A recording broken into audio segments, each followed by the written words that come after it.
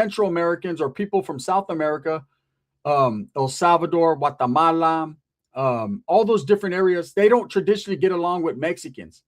So there's a beef there that stems from decades of violence, decades of just not getting along, not respecting nor liking each other, right? So these gentlemen moving in, migrating from El Salvador to that area that is predominantly Black and Chicano, Mexican Americans, as well as Mexican nationals, they were catching some heat. There was some issues. So they gathered together for protection. And what started out as just a group of friends that were willing to defend themselves and protect themselves, it grew in numbers. Now, it didn't grow in very large numbers until those guys started to be deported or go back home to El Salvador, where they established in El Salvador, and doing so, it blew up.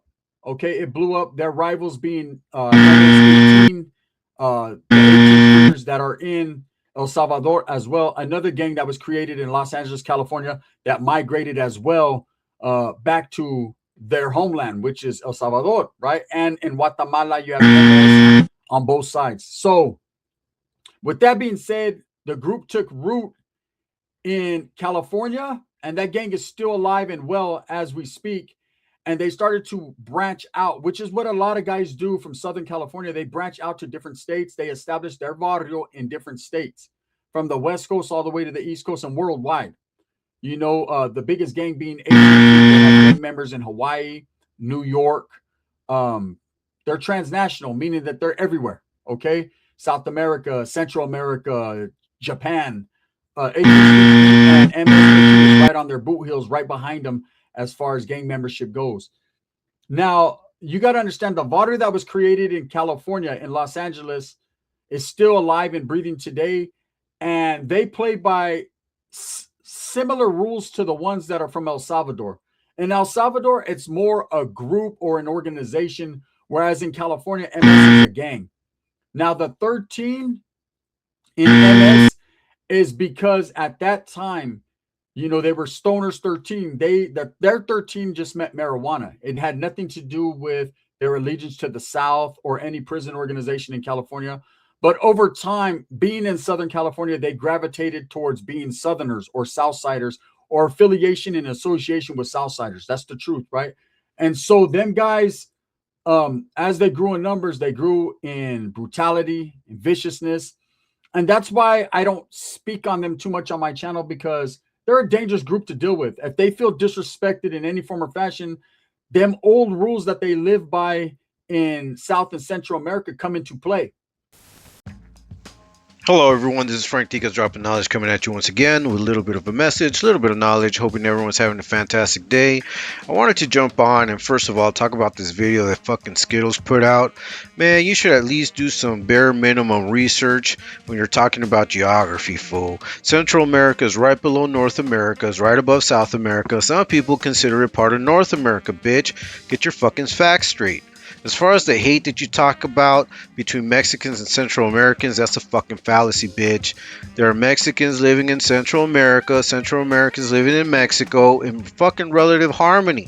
The only time that you see any bullshit pop off is usually in the States, and it's usually in places such as California, where divide and conquer continues to be a thing by large corporations that depend on it.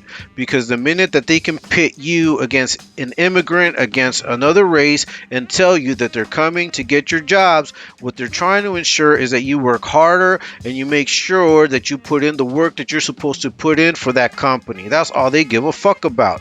They don't give a fuck about you or anything else. They don't give a fuck about immigrants. As a matter of fact, they create immigrants. When the CIA, when the US goes into a third world country, what they do is they try to appropriate resources. They kill off the intellectuals. They disrupt society and create chaos to where there are civil wars. So people are fighting for crumbs while large corporations go into these countries, install puppet rulers, and just take away and suction and siphon all of the resources, all of the people, all of the lives that are in these countries. So when you talk about mass immigration, why do you think people immigrate? And then they have the gall to call these immigrants criminals after they've gone in and terrorized them in their own home fucking countries. So this is the violence that creates these gangs. This is the violence. This is true PTSD. And that's how they were operating. That's how they started off. That's why you saw the violence escalate when these groups went into the States. Now we got to remember that everything was homegrown in the US, bitch. And from there they spread out. You got to get your facts straight before you come out here talking shit.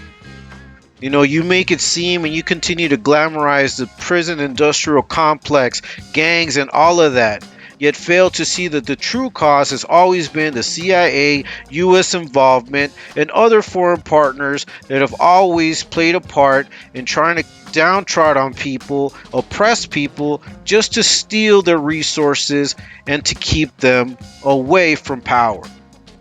That's why you see it happening and playing out in the neighborhoods, bitch.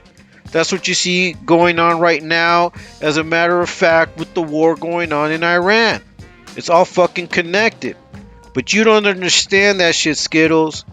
You don't understand none of that. That's why your fucking Raza card was revoked. Both you and fucking stupid ass Joker, who continue to vote for this type of shit, this type of intervention, this type of foreign policy to continue to take place and displace millions of people worldwide. That's why they have an immigrant issue in Europe.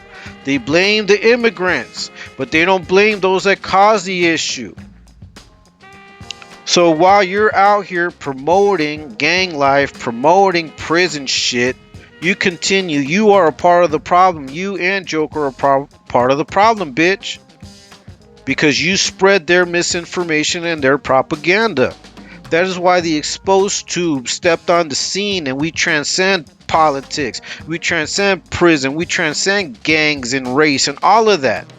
Because until you do, you will continue to be a pawn and a tool for the powers that be, romanticizing crime, romanticizing bullshit, while they continue to fill their pockets, go into other countries, kill off people just for a quick buck and a dime.